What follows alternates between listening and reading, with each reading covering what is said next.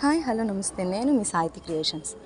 ఈరోజు అయితే మనం ఏం చెప్పుకుంటున్నామంటే టెంపుల్ కోసం అయితే చెప్పుకుంటున్నాం.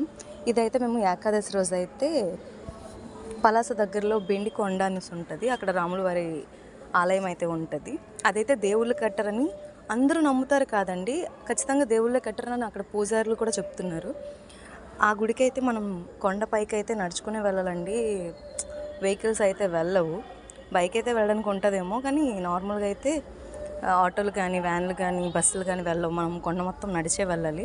ఇంకా మా ఫ్రెండ్ అయితే నడుచుకుంటూ వెళ్ళిపోతుంది అలాగా. కానీ నేనేంటంటే ఆ రోజు ఏమైంది అంటే పలాస మేము యాక్చువల్గా ఈ గుడికి వెళ్ళిన తర్వాత వెంకటేశ్వర దేవాలయానికి అయితే వెళ్ళాలి. పలాసలో చిన్న తిరుపతి అని. మేము గుడిలో ఉండే టైంలో ఏం జరిగింది అంటే న్యూస్ వచ్చిందనమాట. వెంకటేశ్వర దేవాలయంలో చిన్న తిరుపతిలో 9 మంది తొక్కిసలాట్లో చనిపోయారు, ఇంకా చాలామందికి గాయాలు అయ్యాయి అని చెప్పి. యాక్చువల్గా అంత రష్ ఉండేటప్పుడు గుడికి వెళ్ళకపో అదే అంటే వెంకటేశ్వర దేవాలయాలు అయితే చాలా ఉంటాయి కదండి, దానికి కాకుండా వేరే వాటికి వెళ్ళి ఉంటే బాగుండేది. ఇంకా ఏంటి అంటే వాళ్ళు గుడికి వెళ్ళడం తప్పు కాదండి. గుడికి వెళ్ళాము అంటే మీరు అదే దైవాన్ని చూడాలి అనుకుంటున్నారు అంటే ఖచ్చితంగా పేషెన్సీ అండి. కొంచెం మీరు నెమ్మదిగా నడిచిన, కొంచెం ఓపికగా చిన్నగా మీరు చాలా ప్రశాంతంగా ఉన్నారు అంటే మెల్లగా వెళ్తారండి. దాంట్లో ఏ ప్రాబ్లం ఉండదు. మీరు గుడికి వచ్చారు అంటే చెప్పండి, గుడికి వస్తే ఖచ్చితంగా మీరు ఒక 3 గంటలనే, అంటే పెద్ద గుడికి వెళ్ళేటప్పుడు 3 గంటలనే మాకు టైం పడుతుంది. మేము మెల్లగా వెళ్తాం. తోసుకోము, ఏం చెయ్యము అంటేనే వెళ్ళండి. ఎందుకండి గుడికి వచ్చి కూడా తోసుకొని ఇచ్చేసుకొని వచ్చేసుకొని ఏంటి, గుడికి వెళ్ళేటప్పుడు కూడా మీరు అంత ప్రశాంతత లేకుండా ఏ మనుషులనైతే తోసుకొని వెళ్ళిపోయారు. ఇప్పుడు చూడండి, 9 మంది చనిపోయారు. మీరు తోసుకొని వాళ్ళని అంటే వాళ్ళని కుమ్మేశారు. మీరు వాళ్ళు కింద పడిన తర్వాత వాళ్ళు బతుకుందరేమో, కానీ వాళ్ళు మీరు కుమ్మేయడం వల్ల, మట్టేయడం వల్ల, అంటే నడుచుకొని మీది ఏంటంటే మీరు వెళ్ళిపోవాలి. వాళ్ళు పడిపోయినా పర్లేదు, మీరు గుడి లోపలికి వెళ్ళిపోవాలి తొందరగా. వాళ్ళకేం అవ్వదనేసి మీరే ఫిక్స్ అయిపోతారనమాట. వెళ్ళిపోవడం వల్ల అక్కడైతే 9 మంది చనిపోయారు. ఆ 9 మంది చనిపోవడానికి ఎవరండి రెస్పాన్సిబిలిటీ? ప్రభుత్వం తీసుకుంటుందా? తీసుకున్నా సరే ఏం ఉపయోగం అండి? ఇప్పుడు ఒకవేళ మనీయే ఇచ్చారనుకోండి, చనిపోయిన వాళ్ళు ఏమైనా తింటారా? కాకపోతే కుటుంబానికి వాళ్ళే ఆధారం అయి ఉండొచ్చు, వాళ్ళకు కొంచెం సపోర్టివ్ లాగా ఉంటుంది, కానీ కాదనను. కానీ ఆ మనిషిని అయితే మీరు మళ్ళీ తెచ్చి వాళ్ళకి ఇవ్వలేరు కదండి. అలాంటి సిచ్యువేషన్స్ అయితే చాలా ఉంటాయి. మీరు కాస్త మెల్లకెళ్ళి 1 గంట లేట్ అయితే ఏటైపోద్దండి? మీరు గుడికే కదా వెళ్తున్నారు.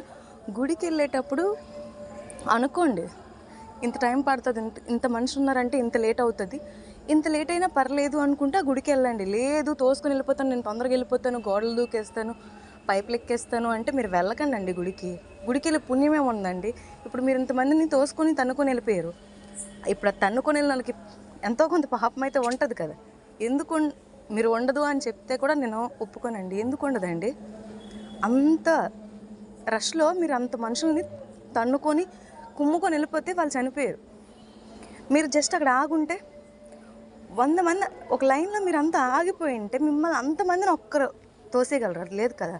అందరూ పరిగెడితే, అందరూ తోసుకుంటేనే తోసులాట అలాంటివి అవుతాయి.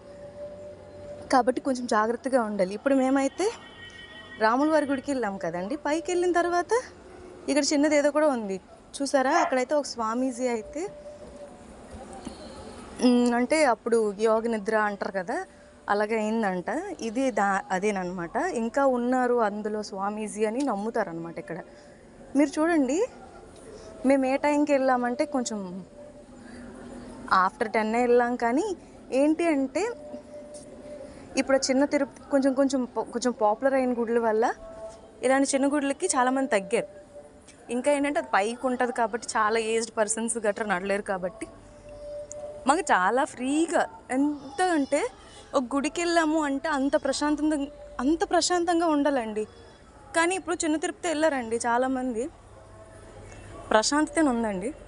ఒకవేళ అక్కడ ఏ ప్రాబ్లం అవ్వలేదు అయినా సరే ప్రశాంతత ఉండకపోయిండేది.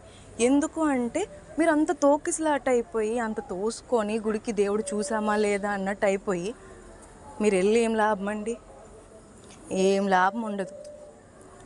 నా వరకు తెలిసైతే కొంచెం కూడా 0.1% కూడా లాభం అయితే ఉండదు. ఎందుకండి గుడికి వెళ్ళి వేస్ట్. అలాంటప్పుడు గుడికి వెళ్ళి పాజిటివ్ వైబ్స్ని, ఆ పాజిటివ్ ఎనర్జీని మనం గ్రహించాలి అంటే అక్కడ ప్రశాంతత ఉండదు. అలా అక్కడ లేదు మీ లేదు అని మీరు కొంచెం కన్ఫర్మ్ అయితే వేరే గుళ్ళు చాలా, ఇప్పుడు పలాసలోనే దగ్గర వీధికి 2-3 గుళ్ళు ఉంటాయండి. మీరు పలాస వస్తే ఎంత మంచి గుళ్ళు ఉంటాయంటే అంత మంచి గుళ్ళు ఉంటాయి, ఎవ్వరు చూడలేరు, అంత మంచి గుళ్ళు ఉంటాయి. రోజు మొత్తం తిరగాల్సి వస్తుంది, అన్ని గుళ్ళు ఉంటాయి. అవన్నీ ఎవరికి గుర్తు రాలేదు, కొత్తగా కట్టారు కాబట్టి, కొత్తగా ఉంది కాబట్టి అందరూ ఒకే దానికి హరే అని సిలిపోయారు. ఇప్పుడు చూడండి ఏమైంది. కాబట్టి కొంచెం దేనికైనా సరే ఒక లిమిట్ అనేది ఉంటుంది. కాబట్టి కొంచెం జాగ్రత్త పడడం అయితే నేర్చుకుంటేనే మనకైతే మంచిది. ఏంటి పిల్ల అరుస్తుంది ఏదో చెప్తుంది అనుకోకండి, ఇదైతే నా ఒపీనియన్ అంతే. నేనైతే అందరికీ చెప్తానండి, అందరూ పొలోమని వెళ్ళిపోకండి ఏ టెంపుల్కి కూడా. అక్కడ మీకు పీస్ఫుల్గా ఉంటుంది, నిజంగా చెప్తున్నాను. అక్కడ వెంకటేశ్వర స్వామి టెంపుల్ అయితే చాలా బాగుంటుంది. కానీ మీరు ఆ గుడి మొత్తాన్ని చూడగలిగే సమయంలో వెళ్ళండి. అందరూ ఇప్పుడు 2000 మెంబర్స్ పడతారంట, 25,000 వెళ్ళారు. మీరు ఎక్కడ గుడి చూస్తారండి? గుడి చూడలేరు అసలు మీరు. కాబట్టి అలాంటి టైంలో కాకుండా నార్మల్ టైమ్స్లో వెళ్ళినా సరే దేవుడు మిమ్మల్ని ఏమనరు. అలాంటి టైమ్స్లో వెళ్ళి దేవుని దర్శించుకోండి, నేను కాదనట్లేదు అసలు. ఇంకా ఏంటంటే మేము వెళ్ళిన టెంపుల్ అయితే గుడికి వెళ్ళాం కదా, గుడికి అయితే కొండెక్కి వెళ్ళాము. మళ్ళీ రిటర్న్ వచ్చేటప్పుడు ఆటోలు ఏం దొరకలేదు అనమాట. అందుకని రోడ్ నడుచుకొని వచ్చి కిందన కూడా నార్మల్గా ఉంటుంది కదా, ఆ విలేజ్ వరకు మళ్ళీ నడిచే వెళ్ళాము. ఆ తర్వాత అయితే